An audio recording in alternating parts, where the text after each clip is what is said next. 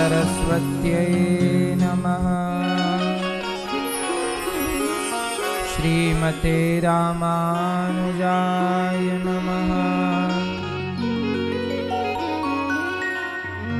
नारायणं नमस्कृत्य नरं चैव नरोत्तमं देवीं सरस्वतीं व्यासं ततो जयमुदीरये।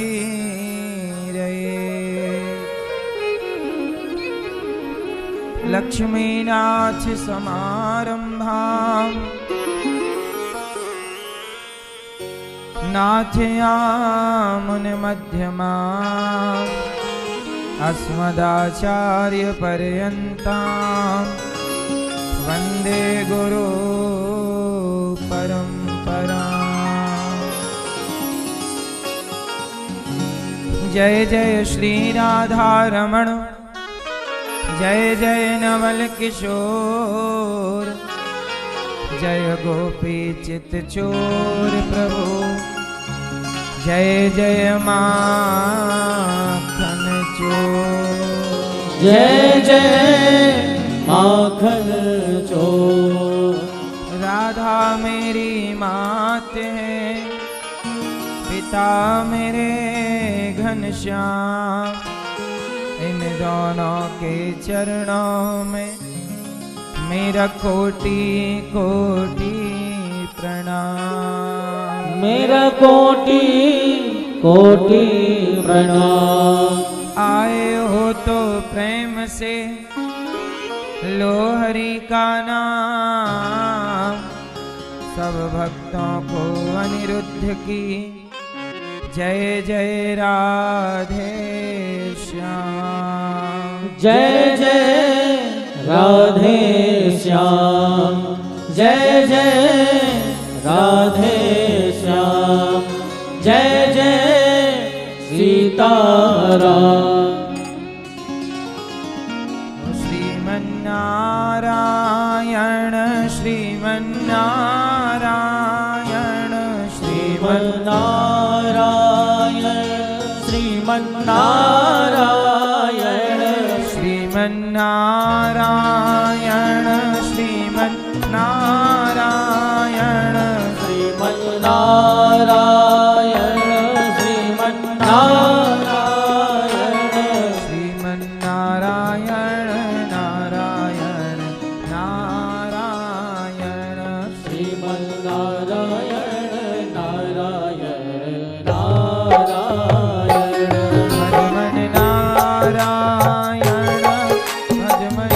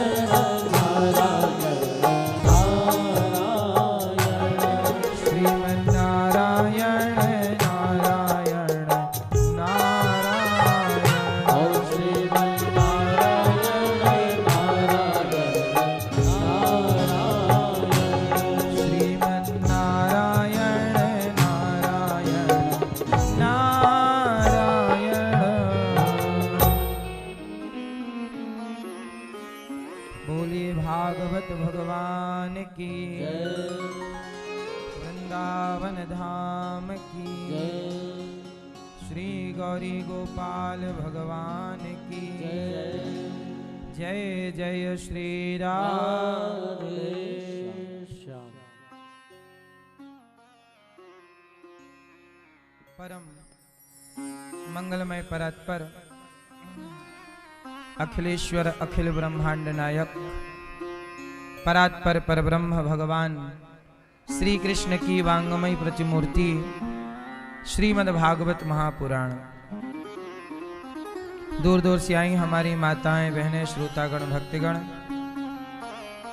साधना टीवी और श्रद्धा टीवी पर कथा का रसपान कर रहे सभी भक्तजनों को जय श्रीमन नारायण, जय श्री कृष्णा, जय गौरी गोपाल, राधे राधे। कैसे हैं आप लोग? सदा अच्छे रहें आप, सदा सुखी और स्वस्थ रहें, यही मंगल कामना।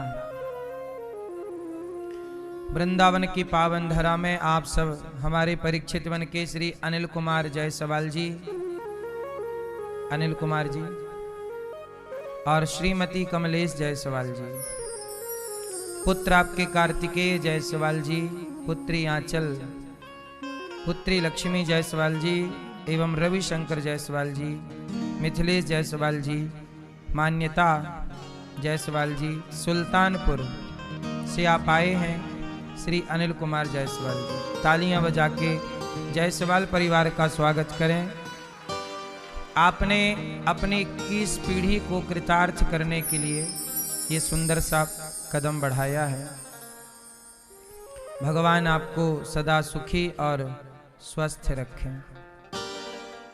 जो भागवत सुनता है भगवान विशेष कृपा उस पर करते हैं, तब आप वृंदावन आते हैं और ये सब अनुष्ठान आपके द्वारा भगवान कराते हैं। साथ ही श्री राम कृष्ण राज जी कहाँ है? और श्री सविता मरकाम जी, भाई दीप मरकाम जी छत्तीसगढ़ कोरबा से आप आए हैं और बड़े भाव से आप भागवत जी की गंगा में डुबकी लगा रहे हैं। अपने जीवन को आप अपने 21 पीढ़ी को आप कृतार्थ कर रहे हैं। कोरबा से आए हैं आप, छत्तीसगढ़ से। यहाँ भागवत जी के पोथी पाठ भी आज से स्टार्ट हुए हैं और आपने अपने पितरों के लिए कुछ भक्तों ने भागवत जी के पोथी पाठ बिठाए हैं। आगामी पोथी पाठ 5 मार्च से 11 मार्च रहेगा। तो आप लोग जिनको भी आगामी पोथी पाठ कराना है तो अपने कल्याणार्थ करा सकते हैं। वृंदावन की पावन धरा, यमुना का पावन किनारा, बिहारी जी की भगवान श्री कृष्ण की पावन प्राकट्य स्थली ब्रजमंडल और भागवत की कथा। भागवत की कथा हमें क्या सिखाती है? भाग्योदेन बहुजन्म समर्जितेन सत्संगमं च लभते पुरुषो यदा वै। भागवत कहती हैं कि भगवान कृष्ण से प्रेम करो। अब वो भगवान कृष्ण कैसे हैं? सच्चिदानंद रूपाय विश्वोत्पत्त्यादि हेतवे तापत्रय विनाशाय श्रीकृष्णाय वयं नुमः।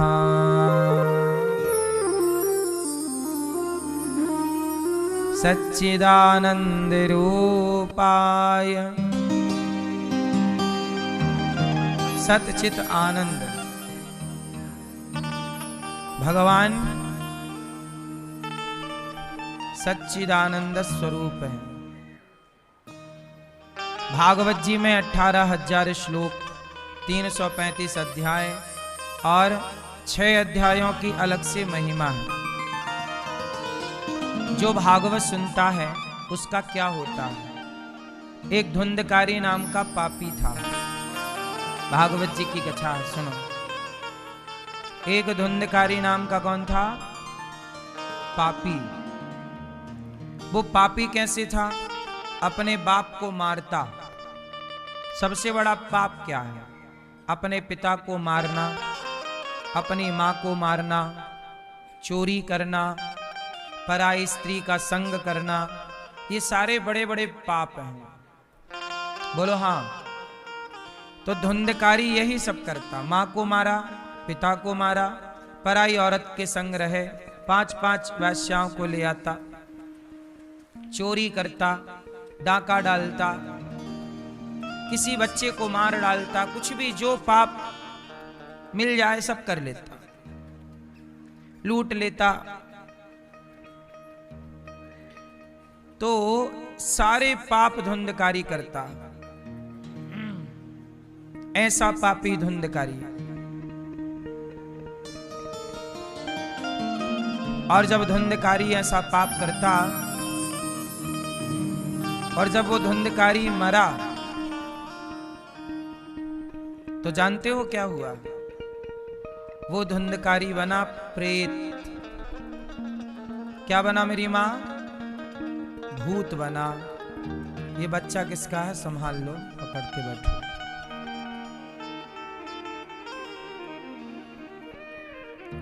तो धुंधकारी क्या बना? क्यों प्रेत बना? जो अपने पिता को मारेगा, माँ को मारेगा, चोरी करेगा, पराई स्त्री का संग करेगा, जो पाप करके मरेगा वह प्रेत तो बनेगा। धुंधकारी बना प्रेत।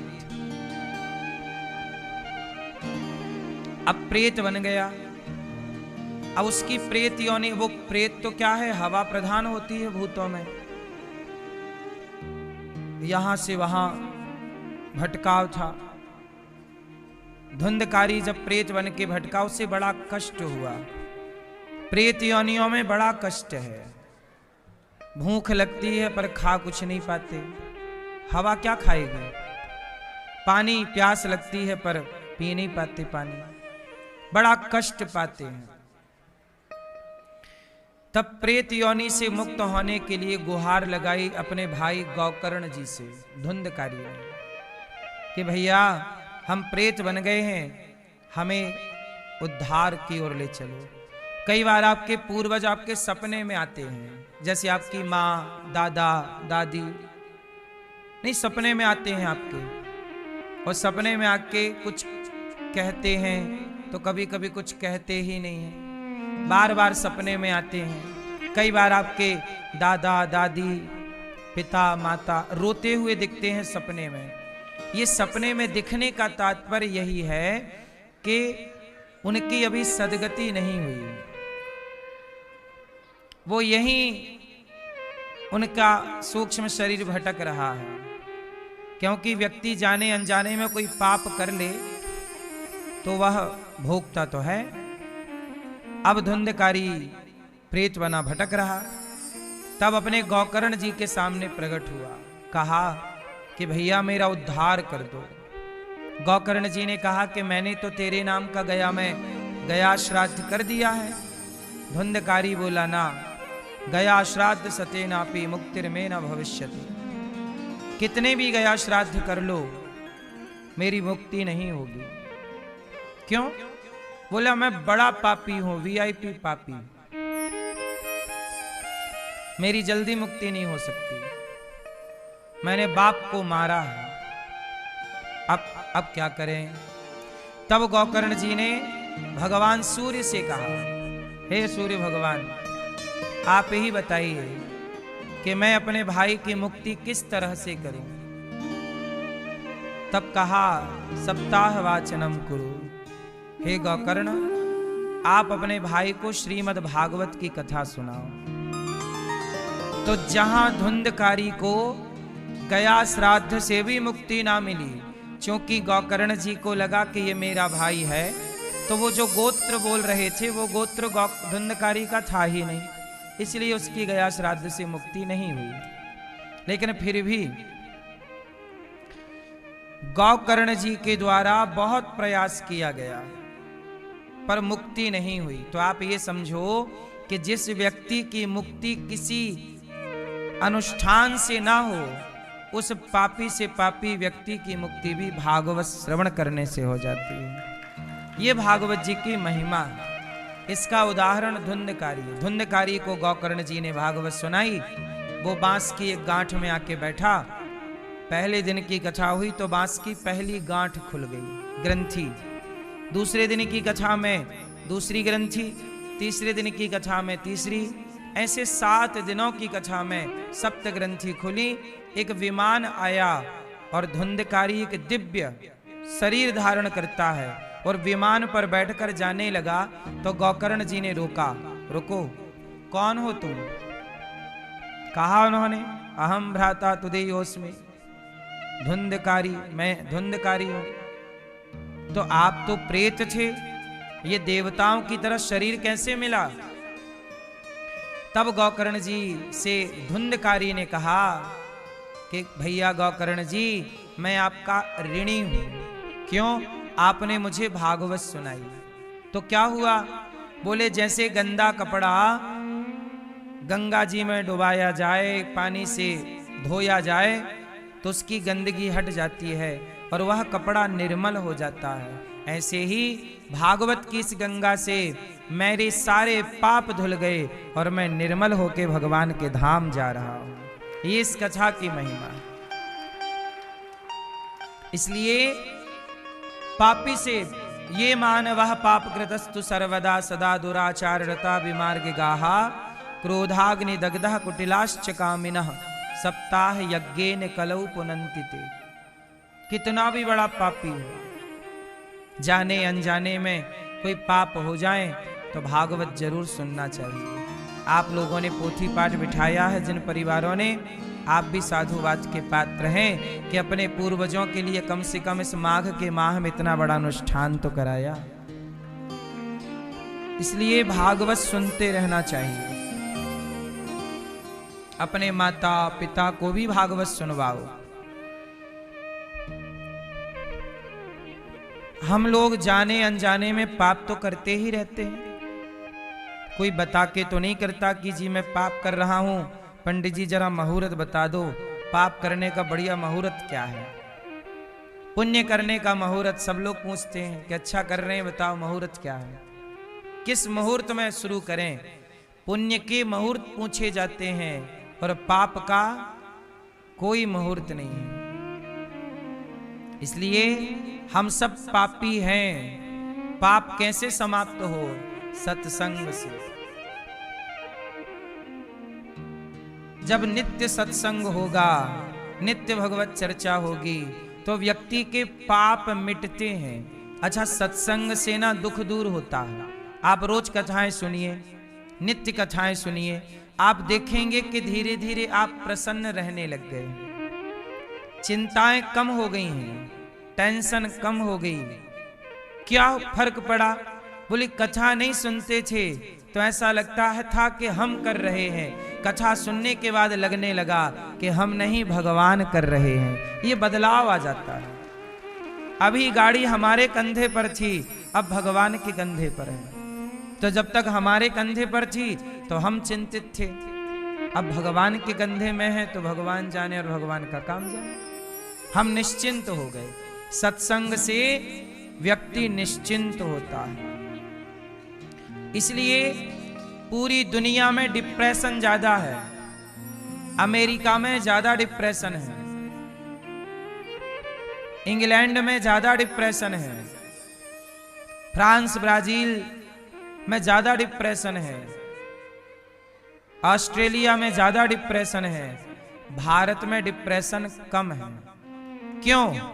जो सत्संग करेगा वो डिप्रेशन का शिकार होगा ही नहीं। ये स्टडी आप कर लेना, अमेरिका, ऑस्ट्रेलिया, इन इंग्लैंड इत्यादि देशों में डिप्रेशन ज्यादा है, तनाव ज्यादा है, चिंताएं ज्यादा है। भारत में इतनी चिंता नहीं है, अब होने लग गई है। क्यों? क्योंकि अब सत्संग लोगों ने जो सत्संग कर रहे हैं वो यहां भी प्रसन्न है, नहीं कर रहे हैं तो तनाव यहां भी है। तनाव क्या है? चिंता क्या है? चिंता, कई लोग चिंता करते हैं, आप भी करते होंगे चिंता। आप में से कितने लोगों को चिंताएं हैं? जिनको है वो हाथ उठा सकते हैं, है तो बता देना, कोई दिक्कत नहीं है। जिनको है वो हाथ उठाओ, शर्माओ ना, कोई पैसे थोड़ी लगेंगे, ना तो कोई डांटेगा। किसको चिंताएं हैं, टेंशन है? आपको क्या चिंता है? मैया बैठे, खड़े नहीं हैं? मैया शोर ना करो मेरी मां, चुप रहो। अब आप बताओ क्या चिंता है? थोड़ा जोर से मेरी मां। आपकी बेटी का, बेटे का? अच्छा, बेटे की मृत्यु हो गई, ये चिंता है।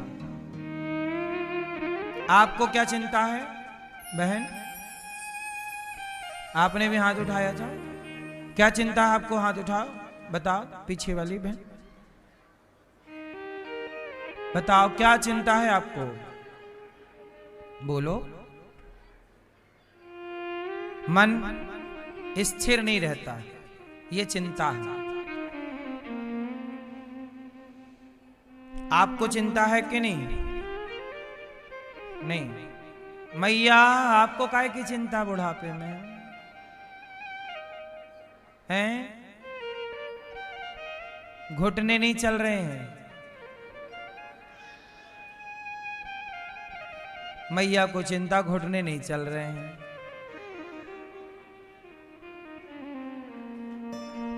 तुमने घुटनों से बहुत काम ले लिया है। सुनो, आप जितने लोग कह रहे हैं कि हमें चिंता है, टेंशन है, आप लोगों से पूछा जाए कि चिंता किस बात की है। जैसे मैया ने बताया कि इनके बेटे की मृत्यु हो गई, अब इन्हें चिंता है। अब बेटे की मृत्यु तो हो गई, हमारी भी मृत्यु हो ही जाएगी, आपकी मृत्यु भी हो ही जाएगी एक दिन। तो जब हो ही गया तो चिंता करने से बेटा लौटेगा तो नहीं।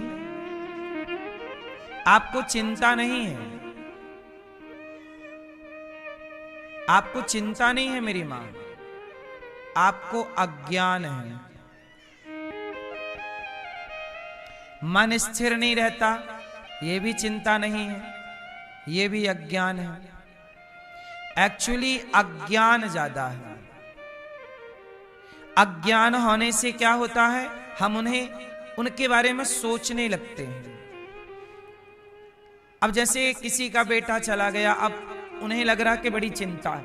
ये चिंता नहीं है, अज्ञान है। बेटा तो चला गया, ये संसार मृत्यु लोक है। यहां जो आता है जाने के लिए ही आता है। इस धरती पे जन्म हो गया मतलब मरना तय है। आ गए ना, जाना तय है। कोई पहले कोई बाद में, हमें भी जाना पड़ेगा एक दिन। अब हम रोएं तो रोने से क्या होगा? काम पूरा करके तो भगवान राम को भी यहां से जाना पड़ा, काम पूरा करके तो भगवान कृष्ण को भी यहां से जाना पड़ा। यहां से गया कौन नहीं। इसलिए इस अज्ञान को मिटा दो कि बेटा चला गया। आया कहां से था? भगवान के घर से। गया कहां? भगवान के घर। तो जहां से आया वहीं चला गया। आप भी वहीं से आई हो, आप भी वहीं एक दिन चली जाओगी। हम भी वहीं से आए, हम भी चले जाएंगे। अब हम रोएं तो ये अज्ञान है। इस अज्ञान को आपने चिंता मान ली, ये चिंता नहीं है। अब जैसे किसी की बेटी का ब्याह नहीं हो रहा है, वो कहे गुरुजी हम बहुत चिंता में हैं। क्या चिंता है? बेटी का ब्याह नहीं हो रहा, ये भी कोई चिंता है? ये चिंता नहीं है। क्या है ये आपका अज्ञान है। कैसा अज्ञान? अरे बेटी के लिए लड़का ढूंढते रहो और भगवान पे भरोसा रखो। जन्म विवाह मरण गति होई, जहां जस लिखा तहां तस होई। तुम कार्य करते रहो, मेहनत करो, देखते रहो, होगा तभी जब ईश्वर को मंजूर होगा। उसके समय के पहले तुम लाख प्रयास कर लो। तो चिंता करने से बेटी का ब्याह हो जाए तो काम कुछ ना करो, करो फिर चिंता करो। चिंता ही से होना हो तो चिंता ही से हो, चिंता से होना कुछ नहीं है। इसलिए अज्ञानवश आपको चिंता है, ये चिंता नहीं है, अज्ञान है। अब कोई कहे गुरुजी हमारा घर नहीं बना, इसकी बड़ी चिंता है। घर नहीं बन रहा है, घर नहीं बनाई, ये कोई चिंता नहीं है। घर इसलिए नहीं बना क्योंकि आपने पैसे का सदुपयोग नहीं किया, बचाया नहीं, मेहनत नहीं कर रहे हो। कमाओ, ज्यादा मेहनत करो, पैसे ज्यादा बचाओ, घर बन जाएगा। अब तुम्हारे खर्चे उल्टे सीधे हैं और तुम रो रहे हो कि जी घर नहीं बन रहा है, और चिंता है, चिंता है। ये कोई चिंता है? ये मिसमैनेजमेंट है। ये क्या है? मिसमैनेजमेंट, अर्थात मैनेज करना नहीं आ रहा है आपको। आपकी गलतियों को आप चिंता समझ रहे हैं। घर नहीं बना, ये चिंता नहीं है। इसके लिए प्रयास करो, काम करो, ज्यादा काम करो, इनकम सोर्स बढ़ाओ और पैसे की बचत करो। क्यों? घर बन जाएगा। अब कुछ लोग कहते हैं कि महाराज जी हमारे बेटे की नौकरी नहीं लगी, इस बात की चिंता है। ये भी कोई चिंता है? नौकरी नहीं लगी तो चिंता, मतलब कुछ भी होगा चिंता होगी। नौकरी नहीं लगी ये चिंता नहीं है। क्या है ये? नौकरी नहीं लगी ये क्या है? ये है आपको जिस तरफ मेहनत करनी चाहिए, जिस प्रकार से मेहनत करनी चाहिए, वहां आपकी कमी हो रही है। और बेहतर करो, मन लगा के पढ़ो, और नौकरी ना लगे तो भी परेशान ना हो, खुद का काम स्टार्ट करो। देखो नौकरियां क्यों नहीं लगती? इस धरती पे वो लोग परेशान हैं जिनके हाथों में हुनर नहीं है। नौकरियां कौन ढूंढ रहा है? जिनके पास डिग्रियां हैं पर हुनर नहीं है, वो नौकरी चाहते हैं। लेकिन जिनके पास हुनर है, काबिलियत है, हम में काबिलियत होगी ना तो नौकरियां देने वाले हमारे घर पे आएंगे, भाई साहब हमारे यहाँ चलो काम करने, हम आपको जो चाहिए देंगे। काबिलियत तो हो आप में, तो आपने अपने को योग्य बनाया नहीं और अब रो रहे हो। टेंशन, चिंता, बहुत चिंता, नौकरी नहीं लग रही, नौकरी नहीं लगी, ये कोई चिंता नहीं है। चिंता ये है कि समय रहते आपने अपने आप को योग्य नहीं बनाया। डिग्रियों से कुछ नहीं होता। डिग्रियां एक तरफ और आपकी काबिलियत एक तरफ। चलो बताओ, आज काबिलियत की ज्यादा वैल्यू है कि डिग्रियों की? उत्तर जोर से। काबिलियत वाले डिग्री वालों को नौकरी पर रखते हैं। काबिलियत वाले, काबिल व्यक्ति डिग्री वालों को नौकरी पर। कितने लोग चाहिए नौकरी वाले, मतलब डिग्री वाले? आपके पास सबसे ज्यादा डिग्री होगी तो आपको नौकरी दे दी जाएगी। आओ, कौन देगा? अरे डिग्री वालों को नौकरियां भी काबिलियत वाले ही देते हैं। आप में काबिलियत होगी तो डिग्री वाले 1000 मिल जाएंगे। क्या चाहिए आपको? इंजीनियर चाहिए, डॉक्टर चाहिए, क्या चाहिए? कहां नौकरी करवाना है बताओ? कितने पढ़े लिखे चाहिए आपको? आईटी सेक्टर के लोग चाहिए। काबिलियत होगी तो 50 आईटी वाले आगे पीछे चलेंगे तुम्हारे। काबिलियत की गुलाम है डिग्रियां। काबिलियत किसी की गुलाम नहीं होती। इसलिए अपने बच्चों को आपने काबिल बनाया नहीं, डिग्रियां थमा दी गधों टाइप की, भार लेके चल रही हैं डिग्रियां। डिग्रियां मतलब बोझ। हम ये नहीं कहते पढ़ाओ मत, पर पढ़ाने के साथ साथ काबिलियत पर ध्यान दो। वो काबिलियत नहीं दोगे तो बस सारी जिंदगी सर्टिफिकेट लिए घूमते रहेंगे, भाई सब नौकरी दे दो, 20,000 की दे दो, चलो 50 की दे दो, ये देखो ये कागज देख लो, हम क्या करेंगे तुम्हारे कागजों का। आजकल बाजारों में कागजों पे नौकरियां कम मिलने लग गई हैं, काबिलियत पे काम हो रहा है। इसलिए चिंता केवल अज्ञान है, चिंता कुछ नहीं है। हमें कोई चिंता नहीं है। क्यों? हमें कोई चिंता नहीं है। क्यों? क्योंकि हम जानते हैं कि हमें एक दिन मर जाना है, तो मरने और जीने की चिंता है ही नहीं, क्योंकि पता है कि शरीर तो अल्प है, तो जीने मरने की चिंता नहीं। ज्ञान होने से बहुत सारी चीजें ठीक है, ज्ञान होने से बहुत सारी चीजें समाप्त हो जाती हैं। अज्ञान अंधकार समाप्त होगा जब ज्ञान का दिया जलेगा। अब दिया है ही नहीं, तो भटक रहे हैं आप लोग। काबिलियत, योग्यता, इसलिए बच्चों को एक क्लास कम पढ़ाना पर काबिल ज्यादा बनाना। क्या कहते हो, मेरी बात से सहमत हो कि नहीं हो? काबिलियत, योग्यता, स्किल, आपको चाहिए निश्चिंत रहो। राम झरोखा बैठ के सबका मुजरा लें, जाकी जैसी चाकरी ताको तैसो दें। भगवान सबको देख रहे हैं, जिसकी जितनी मेहनत उसको उतने दाम, जितना आपका काम ईश्वर की ओर से उतना दाम। आज का आदमी अकर्मण्य हो गया है, कुछ नहीं करना चाहता, खटिया तोड़ता है, दिन भर मोबाइल चलाता है और कहता है कि जी हमें पैसे नहीं मिल रहे हैं, सफलता नहीं मिल रही है।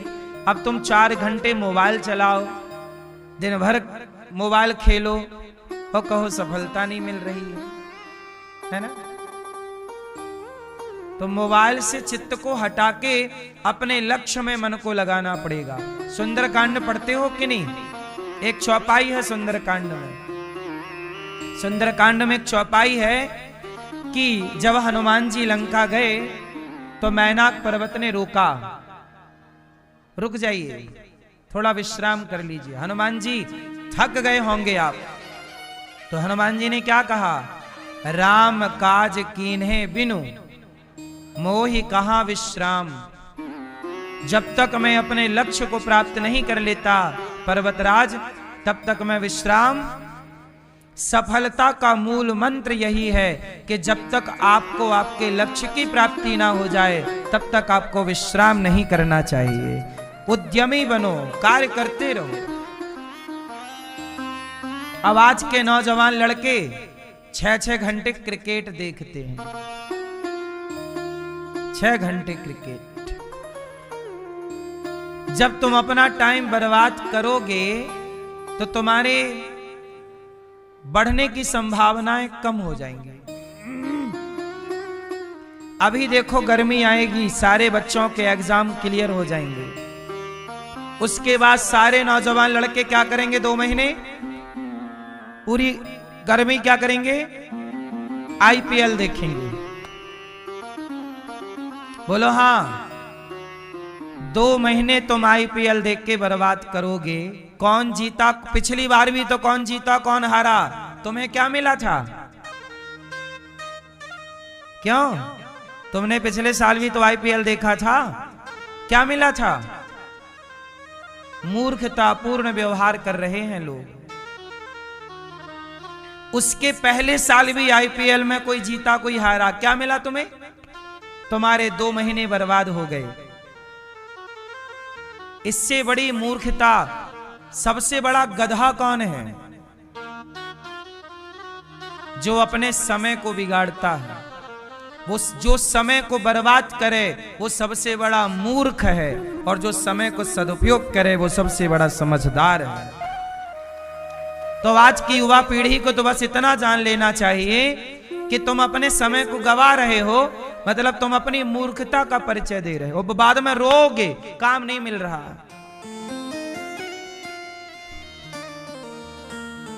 क्यों तुम टाइम वेस्ट करते हो? 2 महीने में जो तुम क्रिकेट देखने में आईपीएल में टाइम बर्बाद करोगे, उस समय को कुछ अच्छा पढ़ के, कुछ अच्छा अपने लिए सोच के कुछ बिजनेस कर लो। 2 महीने तुम इतना बढ़िया काम कर लो कि 2 महीने कुछ कमा लो, कुछ अच्छा अपने लिए प्लान कर लो, कुछ बिजनेस का सोचो, कुछ व्यापार का सोचो, कुछ 2 महीने में सीख लो, नई चीज सीख लो, नई भाषा सीख लो, कुछ नया ज्ञान कर लो, नई चीज प्राप्त कर लो। अब आपने पाया कुछ नहीं। कहते ना, जो व्यक्ति सीखता नहीं है वो व्यक्ति जीतता नहीं है। कहते ना, सीखना बंद तो जीतना बंद। जीत उसी की होगी, जीतेगा वही जो सीखेगा, और सीखेगा नहीं तो काय को जीतेगा। मैं कहीं भी जाता हूं, कुछ भी सीखने को मिलता है मैं सीख लेता हूं। कोई भी काम, जो भी काम आप सीख सकते हैं सीख लो।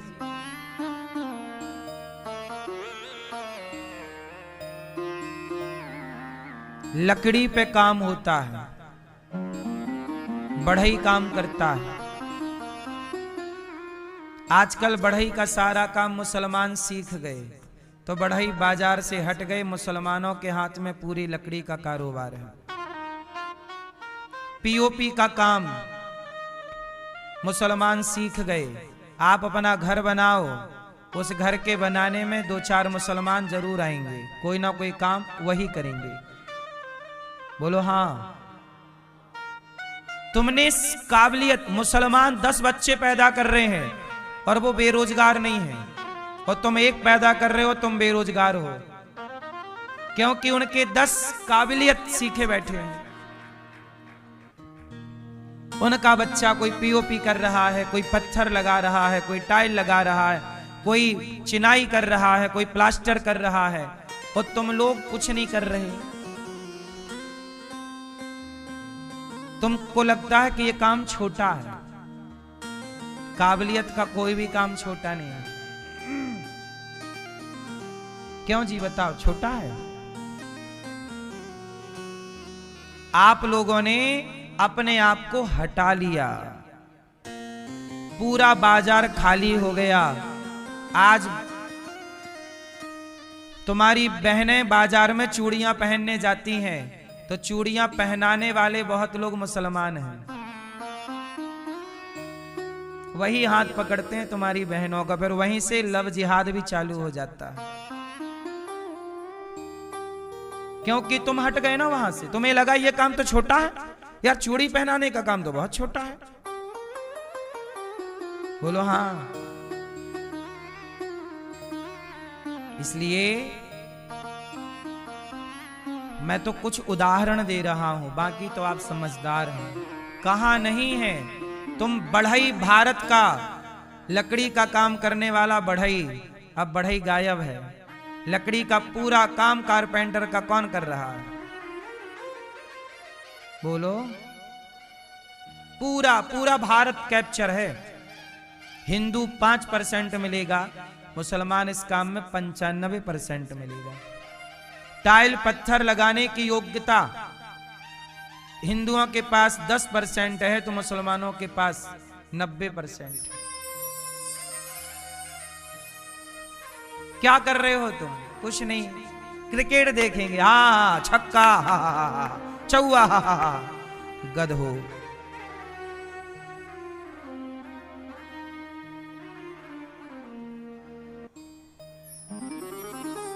जो समय तुम्हें अपने को काबिलियत में लगाना चाहिए, वो तुम 2-2 महीने बर्बाद कर रहे हो। इससे बड़ी मूर्खता क्या होगी? सनातन का सबसे बड़ा ह्रास क्यों हुआ? क्योंकि हिंदू अकर्मण्य होने लग गया। हिंदू को लग रहा है काम की क्या जरूरत है, 10-20 हजार की नौकरी कर लेंगे जी, बहुत है। अब तुम में क्या काबिलियत है, चलो बताओ। कुछ लोगों को छोड़ दिया जाए आप में से, तो बताओ आप में क्या काबिलियत है, कितने रुपए के आदमी हो आप?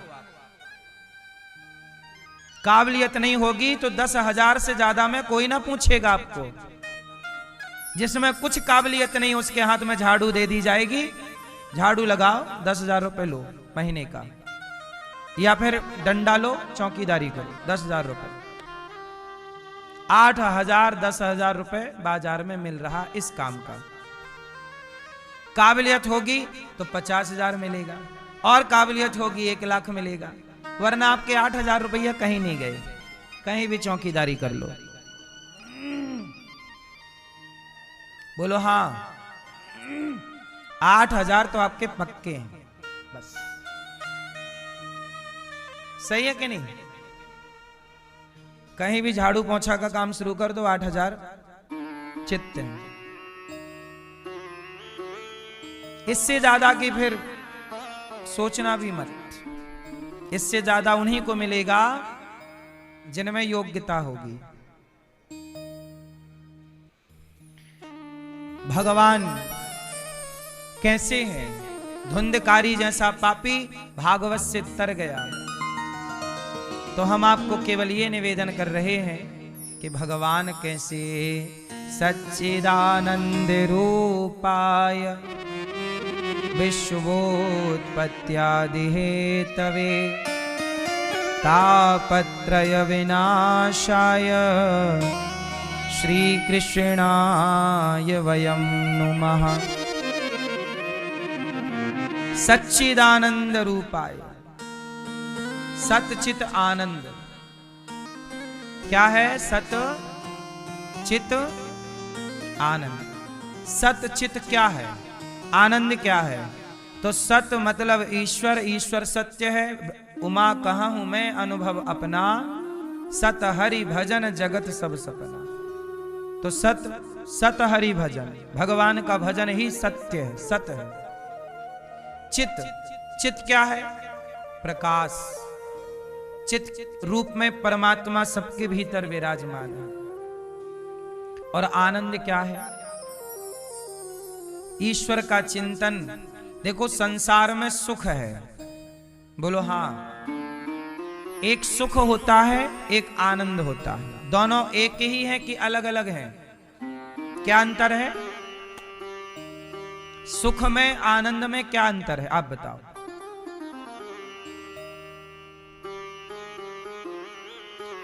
हाँ, टोपा वाले भैया बताएंगे। आनंद में और सुख में क्या अंतर है? दोनों एक हैं क्या? क्या अलग अलग है? एक है। मतलब सोना चांदी एक, सब 22 पसेरी। सुनो, सुख में अंतर है कि सुख का उल्टा है दुख। सुख का उल्टा, सुखी आदमी के जीवन में दुख जरूर आएगा, क्योंकि सुख का दूसरा पहलू दुख है। बोलो हाँ। दिन का दूसरा पहलू, लाभ का दूसरा पहलू उल्टा है, उल्टा सीधा। ठीक है?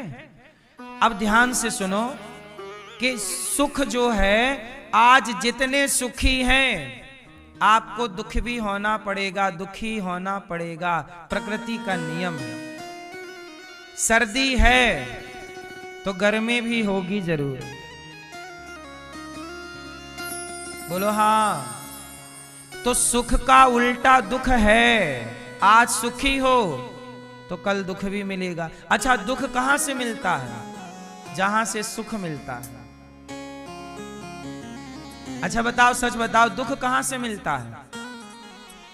बोलो, कहां से? बेटा हुआ, बड़ा सुख मिला। मेरा बेटा हुआ, बेटा बेटा बेटा बेटा बेटा। बेटा से सुख मिलता है, लेकिन वही बेटा जब जवान होके आंखें दिखाता है तो वहीं से दुख मिलता है। जहां से सुख मिला है वहां से ही, वहीं से ही दुख मिलेगा।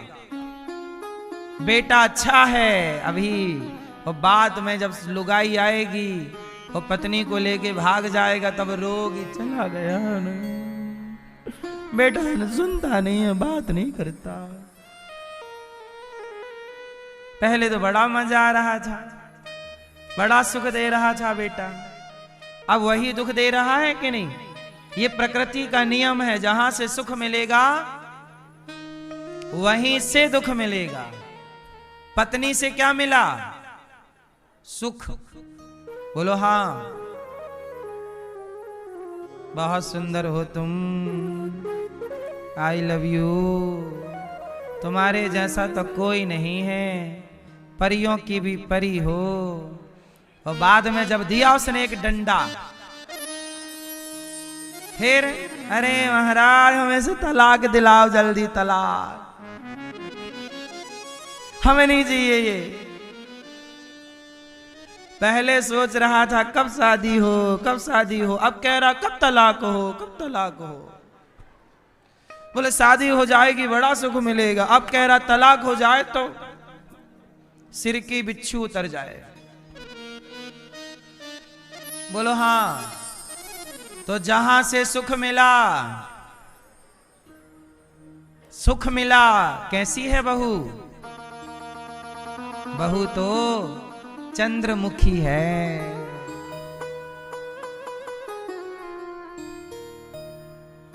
फिर कैसी है बहू? सूरजमुखी है। साल भर बाद पूछा कैसी है? बोले ज्वालामुखी है। तो जहां से चंद्रमुखी था वहीं से ज्वालामुखी है। तो जो सुख दे रही थी वही, ये प्रकृति का नियम समझो आप लोग, कि जहां से सुख होगा वहीं से दुख मिलेगा। जो पति आपको सुख देगा वही पति आपको दुख देगा। पति मिला, बहुत सुख दे रहा है, कमा कमा के ला रहा है, बहुत प्यार कर रहा है, और तभी पति की हो गई छुट्टी, गए, किसी कारणवश मृत्यु हो गई। अब जाने के बाद दुख दे रहा है कि नहीं? रो रहे हो उसकी याद में, छोड़ के चला गया जीवन साथी बीच में। तो जहां से सुख था, इसलिए कहता हूं संसार से सुख की कामना ही मत करो।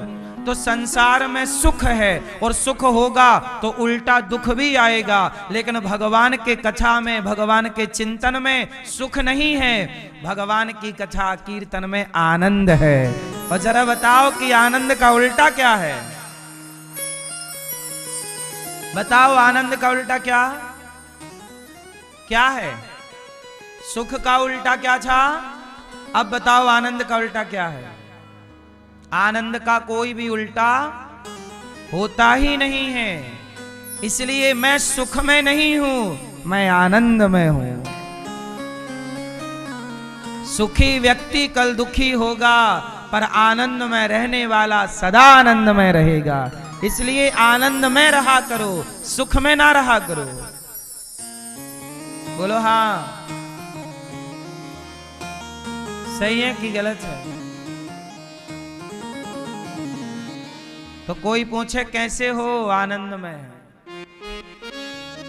आप लोग कहते हो कैसे हो? सुखी है। सुखी हो तो फिर दुखी भी रहोगे। तो मैया इससे दो बातें सीखने को मिली। पहला तो ये कि हमें आनंद, इसलिए हमारे भगवान का नाम है नंद के आनंद भयो। नंद के कृष्ण भयो कोई नहीं कहता, नंद के छोरा भयो कोई नहीं कहता, सब कहते हैं नंद के, क्योंकि भगवान का नाम आनंद है। जो आनंद सिंधु सुख राशि, सी करते त्रैलोक्य सुपासी। भगवान का नाम आनंद है। बोलो हाँ। तो भगवान के भजन में, आनंद है। इसलिए कीर्तन में क्या है, कथा में क्या है, धाम में क्या है, संतों में क्या है, यहां सुख नहीं है। सुख तो आपके घर में है। भगवान की कथा में क्या है, और आनंद सदा रहेगा। इसलिए जब भी भागवत सुनोगे आनंद की अनुभूति होगी, और जब भी पत्नी को देखोगे सुख की अनुभूति होगी, बेटा बेटी को देखोगे सुख मिलेगा। बोलो हाँ।